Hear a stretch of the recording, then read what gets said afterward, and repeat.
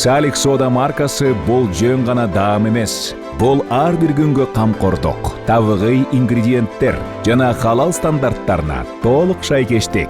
Ар күнүңүздү даамдуу өткөрүңүз. Орозоңуздар кабыл болсун. Ассаламу алейкум, урматтуу мусулман миртугандар. Жараткан Алла Таала ар бириңиздердин туткан орозоңуздарды кабыл кылсын. Сиздер рахмат жаган Рамазан берүүсүн көрүп баштадыңыз. Аны мен Максат Атабаев алып бармакчымын. Бүгүн биз көздүн, тилдин жана көөдөнүн кооздугу боюнча сөз кылмакчыбыз. Ал үчүн биздин студиябызга Кыргызстан мусулмандардын дин башкармалыгынын фатва бөлүмүнүн башчысы устазыбыз Жоробай Ажы Шергазиев келип отурат. Устаз, кош келипсиз. Кош убакытсың. Бүгүн биз көздүн, дегеле көөдөнүн, дегеле биздин көрүп жаткан нерсенин өзүбүздүн орозобуз жөнүндө сөз кылсак деп атабыз да. Негизи эле орозо учурунда, Рамазан учурунда, ошо ыйга чейин даярдануу учурунда эмнелерге маани беришибиз керек? Ошолордон баштабайлыбы?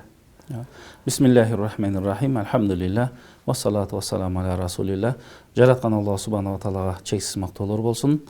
Сүйүктүү пайгамбарыбыз саллаллаху алейхи вассаламга Алла тааланын үзгүлтүксүз салават саламдары болсун. Чындыгында орозо ибадаты мусулман үчүн өтө маанилүү. Анткени бул парз болгондуктан бул 12 айда же болсо 1 жылда 1 жолу келет да.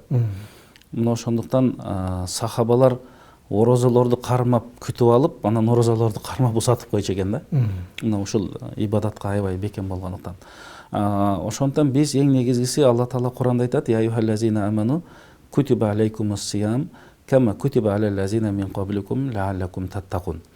Орозо айы мындайча айтканда ибадаттарга эселеп сооп бериле турган ай болгондуктан, анан Алла Таала азыркы аятта айтылгандай, мурдагы коомго орозо парз кылынган сыяктуу силерге да парз болду дейт, мусулмандарга, ыймандууларга, силер таква болууңар үчүн дейт да.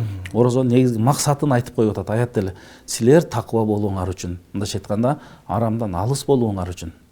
Демек, адам өзүнүн денесиндеги бардык мүчөлөрү менен Алла Тааланын арам кылган нерсесинен могуга тийбегиле, моуну аткарбагыла, тигини жасабагыла дегенден алыс болуш керек экен да.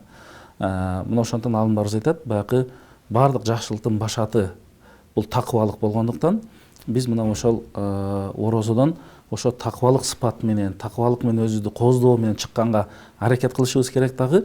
Биз бардык жактан, психологиялык жактан, жан дүйнө жактан, ыйманыбыз менен мынча ошол орозого даярданганга аракет кылышыбыз керек. Кээ бирлер даярданыш керек экен деп орозо кармап даярданат. Бул деле жакшы. Кээ бирлер мисалы тооба менен баштайт. Ошондон эң негизгиси эле бул тооба болуш керек. Ошону менен баштап туруп, баягы колдон келишинче Рамазан бүткөндө эми өзүбүздүн баягы эсеп менен бардыгы эми Алланын колунда, кабыл кылындыбы жокпу, биз ниетибизди ихлас кыла беребиз, чын ниет менен кармай беребиз, бирок Алла Таала кабыл кылсын дейбиз. Баягы пайгамбарыбыздын хадиси бар. Бактысыз болуп тумшугу менен жерге кирсин дегенде пайгамбарыбыздан ким деп сураганда, Рамазанга күбө болуп туруп күнөөс кечирилбей калган адам дейт да. Карасаңыз, бул эмне деген баягы жан дүйнөнү байыта турган, сооптор эселеп бериле турган, кайрымдуулук, жакшылык өзгөрөм деген адамга өзгөргөнгө мүмкүнчүлүк айда. Мына ошондон муну аябай жакшы бир маанай менен, жакшы бир ыйман менен тосуп алып, өтө өзүнүн толук шарттары, эрежелерин аткарган болсок, чындыгында биз ыйманыбызды бекемдеп, жан дүйнөнүн байлыгы менен өткөрө алабыз да айды. Негизинен өзгөрөм деген адамга Рамазан жетиштүү экен да. Ооба. Анан көбүнчө баягы эме бүгүнкү күндө мынакей оозубузбек баарыбыздын орозо кармап турган учурубуз да. Анан кээде ошол орозо учурунда деле баягы көнүп калган адатыбыз бар да. Кээ бирөөнү ушактай беребиз, же бир жанагындай бир жаман нерселерге бир көз салып ийебиз. Ушул жаатта тил менен көздү кандай пайдаланыш керек Рамазанда? Ооба, Рамазан эми баягы адамдан чыныгы ыкласты талап кылат да. Негизи эле бардык ибадаттар ошондой. Бирок орозодогу ибадатты башка бирөө билбеши мүмкүн экен да орозо туткан. Мисалы орозодон сырткары маалда нафил орозо туткан болсоң эч ким билбейт орозо экенинди. Бирок намаз окуганыңды көрө берет. Ошондон Алла Таала айтат: "Орозону менин пендем мен үчүн кармайт, мен үчүн ач калып атат, мен үчүн чаңкап атат" демек анын соонун бир гана мен өзүм берем дейт да. Мына ошол даражадагыдай кармаганга аракет кылышыбыз керек. Анан алымдарыбыз айтат, орозодо мындай айтканда 3 түрлүү адам бар дейт да. Биринчи орозо бул жалпынын орозосу дейт. Мындайча айтканда жалпы кандай кылат? Болду, мен тамактан, суусундуктан, адал кумардан сактандым. Баамдаттан шамга чейин. Бирок унутуп калышат, бул жерде баягы мүчөлөрүнү ошо күнөөлөрдөн сакташтан, көзөмөлдөн унутуп калат экен да. Жүрөгүнү кайдыкерликтен унутуп калат экен. Мындайча айтканда, мына ушулар үчүн айтылат да, пайгамбарыбыз сөз айтат, "Рубба саимин лейса мин сиямихи иллал жуу вал аташ" дейт. Мындайча айтканда, кээ бир орозо кармагандар бар, алар ачкагандан башка эч нерсе таппады дейт. Чаңкагандан, ачкагандан. Мисалы, орозонун сүрөтүн аткарды, бирок артынан сообу, анын берекеси, ошондон кур калды дейт да. Мисалы, булар кимдер десе, орозо кармайт, бирөөдү гыйбат кылат, бирөөнү ушактайт, бирөөнү жамандайт, бирөөнү бирөөгө сатат, мисалы кыянаттык кылат. Ошол эле учурда үй бүлөсүнө жаман зордук зомбулук кылуусу мүмкүн, же кошунасына зыян берүүсү мүмкүн, мамлекеттин мисалы мүлкүнө кол салуусу мүмкүн дегендей ар кандай немелер көп да. Ошондон баягы орозо учурунда бул орозо бул комплекстүү да. Ошондо ушундан сактаныш керек деп атат. Жалпы орозодон сактаналы. Мейли ашказанды немени сактагандан кийин биз экинчи орозонун түрү бул ошол биринчиге кошо, ашказан менен кошо денедеги мүчөлөрүбүздү сакташыбыз керек дейт. Бул эң биринчи көздү сакташыбыз керек дейт. Көз менен арам карабаш керек. Тил менен арам сүйлөбөш керек. Кулак менен арам нерсени укпаш керек. Авратың менен ойноштук зыян кылбашың керек. Колуң менен бирөөгө зыян бербешиң керек, бутуң менен бирөөгө басып барып зыян бербешиң керек. Анан бул биздин бакы жашоодогу аткарып аткан ошо 6 мүчөбүз да. Ушуну менен ошондон пайгамбарыбыздан сурашканда, чыныгы мусулман өзү ким? Эң жакшы мусулман ким дегенде пайгамбар айткан, тили менен жана колу менен башка бирөөгө зыян бербеген дейт да. Бул дайыма талап кылынат. Орозодо өзгөчө талап кылынат деген сөз да. Демек биз бул баягы өзгөчөлөрдүн орозосу деп келет. Демек баягы негизги орозонун парзын ичкен жегенден тыйылганы менен бул мүчөлөрүн дагы сактайт. Күнөө кылгандан. Эми өзгөчөлөрдүн да өзгөчөлөрдүн орозосу дейт да. Ал кандай орозо десе, ал адамдардын жүрөктөрү да орозо кармайт дейт. Бул толук орозо дейт да. Адамдардын жүрөгү дагы орозо кармайт дегенде, демек жүрөгү менен орозо кармаган адам ал башка мүчөлөрүн да сактайт экен. Негизи тамак аштан да сактанат экен. Анан ошол жүрөктү эмнеден кантип орозо карматыш керек десе, Алладан башка эч нерсе согулбаш керек да биякта. Кудай деп гана согуп туруш керек. Бул бир. Экинчиси, ошол жүрөгүн жүрөк ооруларынан сакташ керек. Жүрөк оорулары дегенде биз инфаркт же инсульт айтпайбыз да. Бирөө мисалы инфаркт же инсульт менен өтүп кетсе деле, балки ошол оорусуна сабыр кылган болсо, ошол оорусу күнөөсүнүн кечирилгендигине себеп болот да, кафара болот. Биз жүрөк оорусу дегенде ичи тарлыктан, көрө албастыктан, бирөөдөн өч алам дегенден, жаман көргөндөн, мисалы ушулар баягы текебердик, же болбосо менменсинүү, ошол эле башка бирөөнү кемсинтүү. Мына ошол нерселерди менен дагы биз баягы сактанган болсок, баягы орозонун туу чокусуна чыккан болот экенбиз да. Мисалы пайгамбарыбыз саллаллаху алейхи вассаламдын баягы хадисинде келет, сахабалар менен отурат экен да. Отурганда пайгамбарыбыз айтат, мына могу эшиктен азыр бир киши кирет, ошол киши бейиш ээси дейт да. Анан сахабалар кайсы киши экен деп аябай баягы кызыгышат. Бир киши кирип келет, колуна галошун кармап алган, баягы сакалынан даратынын суу тамып турат дейт. Келди, намаз окуду дейт.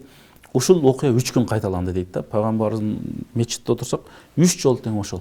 Бирок эми ошол узун хадистин, ошол хадистин аягында бул кишинин бул даражага жеткендиги эмне десе, ал айтат, мен кечинде төшөккө жатып аткан учурда жүрөгүмдө эч бир мусулманга ичи тарлык деген нерсе жок дейт да. Ичи тарлык деген нерсе жок, жаман көрүү деген нерсе жок, кечирип коюу, уктаймын дегенде, ошо Абдулла ибн Умар үйүндө 3 күн жашап дагы ашыкча амал көрө албайт, бирок айткан экен да. Сиз ушул жакшы ишиңиз менен бейишке ээ болупсуз, бирок көпчүлүгүбүз ал нерсени аткара албайбыз дейт да. Демек баягы адам да, эми адамдын нафсы бар, азгырып турган, бул дүйнө бар, азгырып турган, анын үстүнө шайтан бар азгырып турган. Мына ошондуктан ушул баягы азгырыктардын ортосунда орозо бизге чоң бир дагы бир мүмкүнчүлүк түзүп берет да. Негизи биз 5 убак намазга эле бекем болсок, ушул нерселердин баардыгы бар. Бирок орозо дагы бул өзүнчө бир Алла Тааланын парз кылып берген нерсеси, ибадаты, анын таасири дагы эгер чын ыхлас менен кирген болсок башкача болот. Мына ошондуктан баарыбыз ошол жан дүйнөбүз менен, баардык мүчөбүз менен, жүрөгүбүз менен орозо туткан болсок, мына ошол пайгамбарыбыздын жанагы айткан сөзүнөн биз сактанган болобуз да. Жөн эле ач калбастан, жок анын артынан биз көптөгөн анын маани маңызына жеткенге мүмкүнчүлүк түзүлөт. Негизи баягы акыркы бир 10 жылда деп койсок болот, могу телефондор аябай активдүү жандана баштагандан бери көпчүлүк өмүрүбүз ошол телефондо өтүп кетип атат да. Анан мисалы орозо кармап алып деле көбүнчө баягы убакыт өтсүн деп телефондордо көбүрөөк убакыт алып атпайбы? Ошол жаатта кандай болуп калат? Ооба, чындыгында биз орозо учурунда орозо деле убактылуу болуп атпайбы? Мисалы кече эле кармаган болсок, эртең эле бүтөт да. Убакыт өтө аз жана өтө тар десек болот. Ошондуктан биз айтат элек. Мисалы кээде орозо адамдын уктаганы деле ибадат деп коет да. Мисалы ал жакшы ниет менен уктаса да, азыр мен туруп Куран окуймун, анан тигим бешим. Анан эми телефон азыркы замандын ушундай бир немеси болуп калды. Эми колдон келишинче телефондон зикир кылып атса, эртең менен кечки зикирлерди айтып атса, Куран окуп атса башка маселе.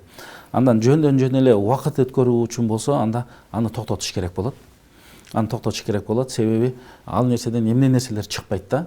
Шариатка ылайыктуусу да бар, ылайыксызы да бар. Андан көрө ошол убакытты биз зикир менен өткөрсөк, ошол убакытты нафил намаздар менен өткөргөн болсок, ошол убакытты бир кайрымдуулук иштер менен же балки бир ооз ачарлык иштерге даярдыктар менен өткөргөн болсок, бул өтө пайдалуу болот. Анткени биз билели, биз жөнөкөй орозо эмес учурда бир парзга Алла Таала мисалы ошол парздын эле сообун берет да.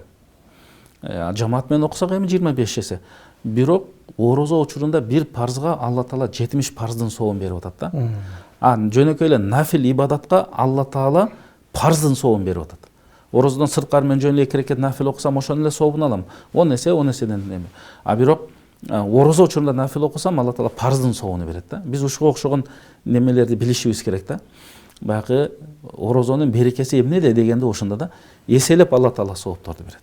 Мисалы кадыр түнгө жеткенде бардык орозодогу күндөрү Алла Таала тозоктон канча адамдар чыгарам болсо, кадыр түнгүнү ошончолук адамдар, андан да көп адамды тозоктон куткарат дейт да Алла Таала. Ошондуктан биз ар бир убакытты, мисалы 5 убак намазга бекем болуп, андан тышкары зикир, дуаларга, андан кийин ошол телефон менен көбүнчө убакыт өткөрбөш үчүн биз ошол айда Куран хатым кылганга үйрөнүшүбүз керек да.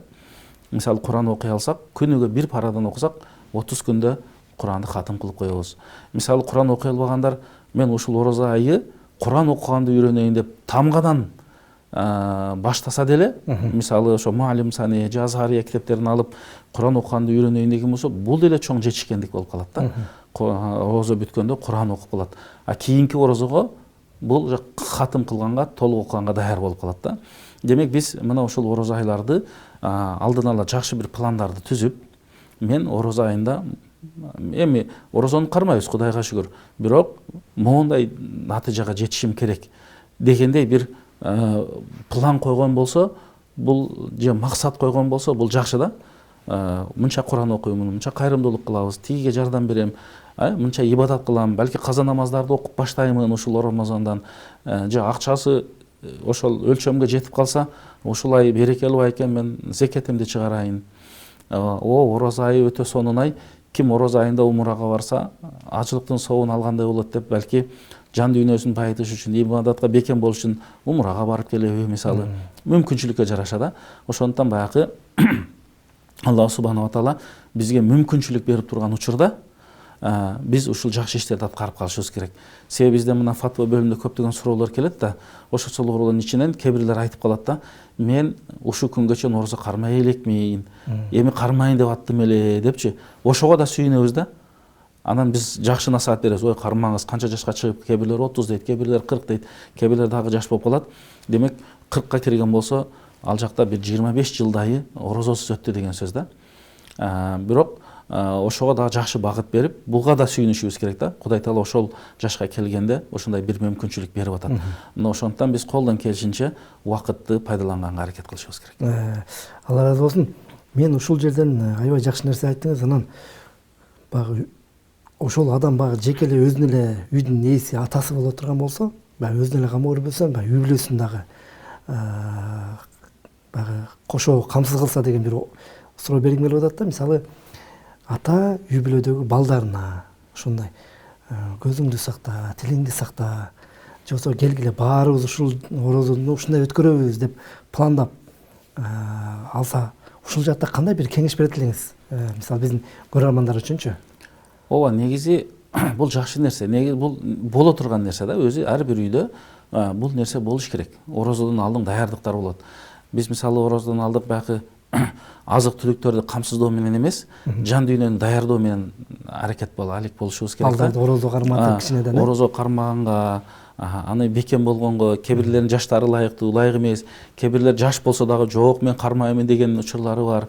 Мына ошондуктан орозодо бир убакытты таап туруп, үй бүлө ушундай отуруп, балки ооз ачар учурундагы бир аят, бир хадис, бир дуа айтылып турган болсо, бул өтө сонун болот да. Өтө сонун болот. Себеби биз баягы балдар жаш болгону менен алардын угуу сезими күчтүү болот да. Алар жаттап калуу сезимдери күчтүү болду, эсинде калып калган сезимдер күчтүү болгондуктан баягы ошол балдардын сырттагы коомдо жүргөндө кандай тарбияга муктаж болот, чоңдору менен мамиле кылганда кандай мамиледе болуш керек.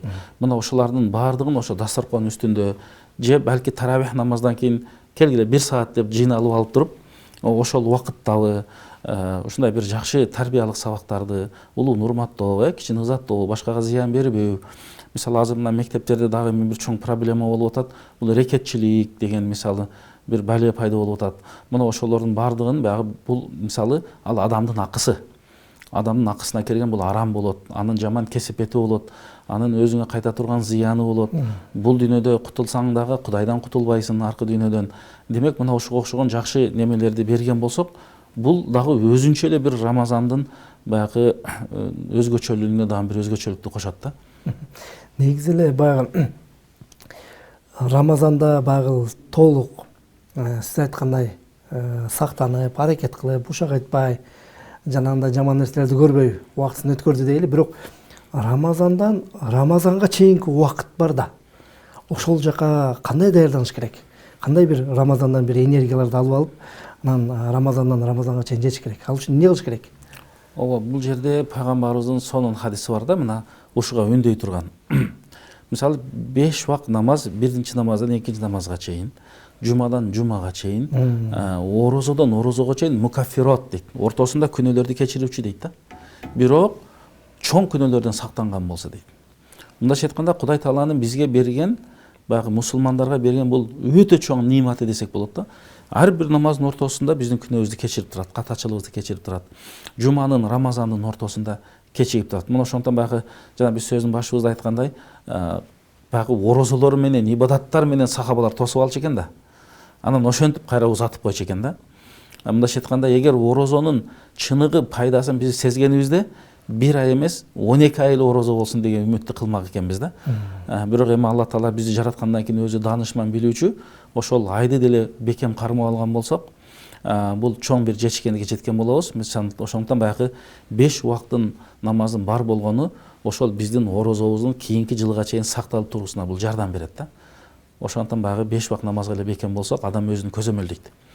Адам өзүн көзөмөлдөгөндө, демек ал өзүнө эсеп китеп берет. Кайда басып атат, эмне жумуш аткарып атат, эмне сөз сүйлөп атат, ал шариятка каршы келип калбадыбы, кечеги орозом бузулуп калбадыбы, же андан баягы зыяны тийип калбадыбы жан дүйнөмө ушул сөз деп туруп, ошону өзүн көзөмөлдөйт экен да. Ошондо баягы көзөмөлдөө бул мусулман адамга чоң пайда алып келет.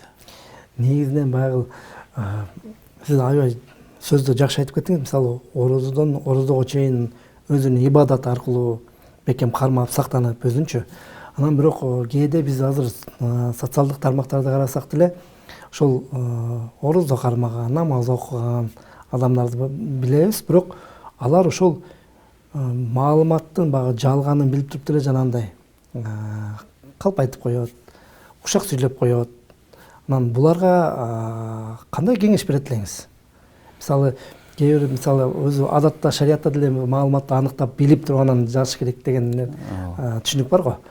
Бул жаатта кандай кеңеш берет элеңиз? Же болбосо шариатта бул нерсе кандай каралат? Чындыгында бизде Куранда айтылат, бир маалымат келген болсо, ошону тактагыла, кийин өкүнүп калбагыла деген мааниде. Кийин өкүнүп калбагыла деген. Ошондуктан биз ошол калп айткандан сактанышыбыз керек. Эми калп айтуу шариатта 3 эле учурда, олуттуу учурларда уруксат берилет.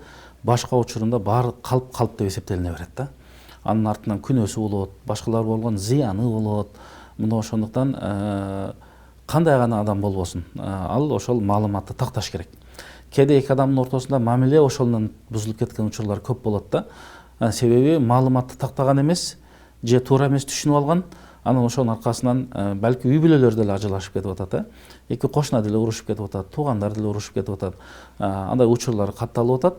Бирок ушулардын баардыгы кээде бизге келген учурларды териштирип сүйлөшүп көргөндө ошол маалыматтын так эместигинен болуп атат. Анан жалпы жумура элди бир туура эмеске багыт салып калуу бул андан да чоң күнөө болуп эсептелинет да. Билбеген нерсесин эле мына ушундай болуптур, тегиндей болуптур деп. Мына ошондон бул жердеги эң негизги көңүл бура турган нерсе башка бирөөнүн акысы да. Ошол жалган маалымат менен башка бирөөнүн акысына кирип калбаш керек. Бирөөнүн акысына кирдиби, эми ошол пенде кечирмейинче аны Алла Таала да кечирбейт да. Ошону жакшы түшүнө билиш керек. Алла Таала өзүнүн акысында мээримдүү экен, бирок пендесинин акысына келгенде пендесине таштап коет экен да. Пендеси кечирсе кечирилет, кечирбесе кечирилбейт. Ошондуктан биз жана айткандай орозо өзгөрүүгө мүмкүнчүлүк айда. Кудай Таала мүмкүнчүлүк берип атат. Кудай Таала бизге өмүр бердиби? Орозого жеттикпи? Пайгамбарыбыз айткан экен, Ражаб, Шабан айыбызга берекелүү кылгын, бизди орозого жеткизгин деп бата кылчу экен да. Орозого жеткирдиби? Демек Алла Таала бизге жакшылыкты каалап атат да. Биз мына ошол бир жалган маалыматтан кадыр бар тапкандан көрө, ал кыяматта анын орду тозок эле болот. Кечирбесе же болбосо бул дүйнөдө кылган жакшы амалынан төлөп берет да. Ал кимге керек да? Мисалы, эртең кыяматта мен амалыма өзүм муктажмын да. Ошондуктан ал соопко өзүм муктажмын. Бирөөгө бере албаймын. Бизде Абаса сүрөсүндө келет, "Яума яфиррул мар'у мин ахих". Ушундай күн келет, бул кыяматта айтып атат.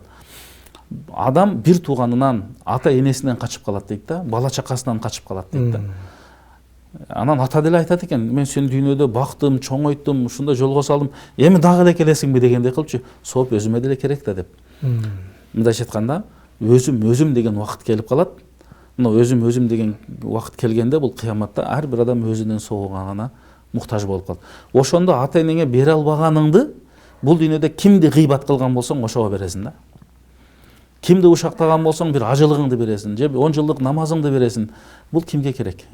Мына ошондон баягы кыяматтагы даярдап койгон ошол нерсеге тозок менен бул дүйнөдө жөнөкөй сөз, бул ал нерсеге арзыбай турган нерсе да. Андан көрө биз жакшы сүйлөп туруп, бейиштин ишин гана аткарганга аракет кылышыбыз керек. Устаз, мына бүгүнкү күндө муфтияттын фатва бөлүмүндө атайын байланыш борбору ачылды да, мынакей. Жарым жылдын жүзү болуп калды окшойт. Негизинен ошол сиздердин байланыш борборго келген суроолордун басымдуу бөлүгүн сурагым келип атат да. Ошол кайсы багытта келет? Ооба, Алла Тааланын жардамы менен бизде мына байланыш борбору ачылды, колл-центр. Чындыгында бул колл-центрге кыргыз жарандары, кыргызстандыктар, сыртта жашагандар баары чалып сүйлөшө алат, суроолорун бере алат, ошол эле учурда чат аркылуу дагы жаза алат. Чындыгында азыркы учурда 1000 деген суроолор келип атат. Мына ошолордун ичинен бизде ибадаттан сурагандар бар. Ошол эле учурда нике маселеси, үй бүлө маселеси, соода сатык маселелери, мына азыр биз орозодо тургандыктан орозо боюнча суроолор, кандай кылганда орозо бузулат, мындай кылганда эмне болот, укол алса кандай болуп калат, байкабай жутуп алса эмне болот деген мисалы суроолор келип атат. Ошол биздин колл-центрдеги дамылаларыбыз баарына өз учурунда так жооп берип жатышат. Эми багыл эфирибиз соңуна жакындап атат.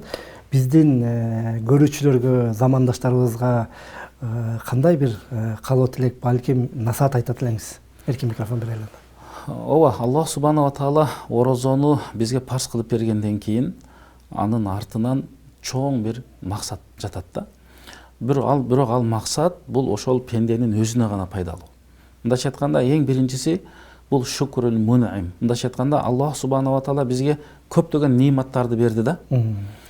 Ошол эле адал эле болгон азыктан биз азыр өзүбүздү сактап атабыз кечке чейин да. Демек ошол азыктын, ошол суудун биз кадыр баркын билип атабыз. Ал жок болбосо эмне болмок? Ошондуктан бул нерсе бизге түрткү болуш керек. Кудай Таалага көбүрөөк шүгүр айтканга, Алла Таалага мактоолор шүгүр айтып ибадат кылганга. Экинчисинен мына ошол адал эле нерселерден биз аракет кылып сактанып атабыз да. Демек биз арамдан деле сактансак болот экен. Мына ошондуктан биз арамдан сактанганга аракет кылышыбыз керек. Андан кийин орозо мындай берекелүү ай болгондуктан битир садакалар бар, кайрымдуулук бар. Баягы биз ачыкка болгондуктан муктаждардын кадыр баркын билет экенбиз дагы бизди кайрымдуулук болгонго үгүттөйт экен да. Анан баягы өз учурунда ибадаттарды аткарып, өз учурунда туруп, оозду жабып, намаздарды окуп, таравих намаздарды окугандан өзүнчө эле бир бизди ибадатка үйрөтүп коюп атат да. Ошондуктан мен айта турган нерсем мына ошол нерселердин баарын аткаргандан кийинки Рамазанга чейин дагы мына ошондой иман нуруна бөлөнүп, ибадаттарды аткарып, кийинки Рамазанга да жеткирүүнү Алла Таала насип кылсын дейли. Ал эми ушул Рамазанда бардык мусулмандардын туткан орозолорун Алла Таала кабыл кылсын. Алла разы болсун. Абдан бир сонун кенен анан мындай акыл насааттар бүгүнкү кеп да аябай бир темабызга жорулушту. Негизинен убактыңызды бөлүп келип бергениңизге чын дилден ыраазычылык билдиребиз. Сиздин дагы туткан орозоңуз кабыл болсун. Амин. Урматтуу телекөрүүчүлөр, урматтуу мусулман бир туугандар, сиздер рахмат жааган Рамазан берүүсүн көрдүңүздөр. Биз эфирибизди ушу менен жыйынтыктайлы. Кийинки эфирлерден көрүшкөнчө аман эсен болуңуздар. Кармаган орозоңуздарды Кудай Таалам кабыл кылсын. Allahu akbar, Allahu akbar. Allahu akbar,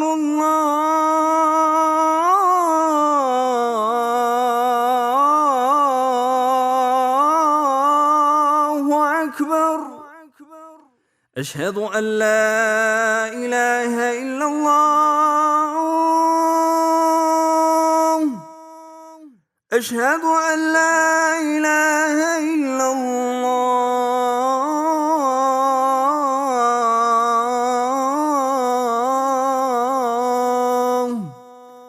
Eşhedü enne Muhammeden Resulullah.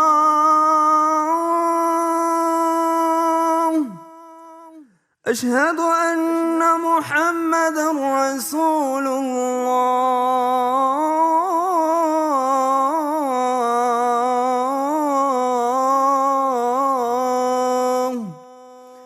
Hayya alas-salah.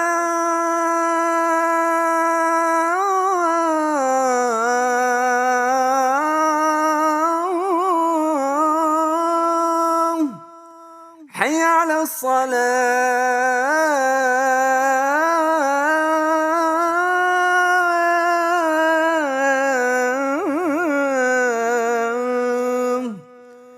Hayya alal-falah.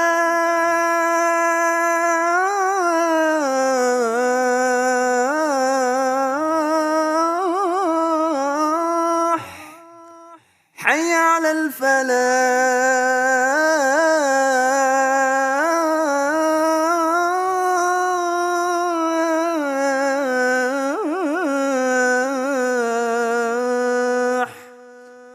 Allahu akbar,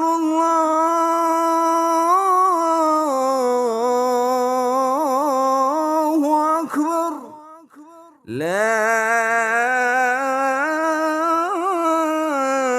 ilahe illallah.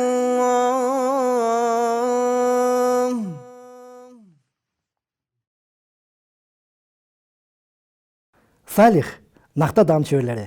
Салих компаниясы Кыргызстан мусулмандарынын дин башкармалыгынын адал сертификатына ээ болгон мекеме.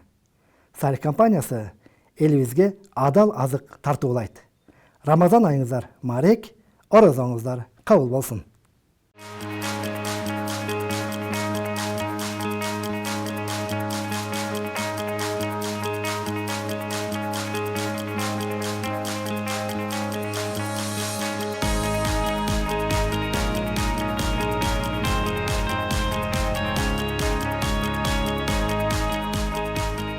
Салих Сода маркасы Кыргызстандагы эт өнөр жайынын лидери. Бардык продукциялар халал принцибинде даярдалып, эл аралык стандарттарга ылайык EAC ISO 22000 талаптарына жооп берет. Салих Сода маркасы сапаттуу продукцияларды өндүрөт. Колбаса азыктары, эттен жасалган деликатес, сэндвичтер, хот-догдор жана бургерлер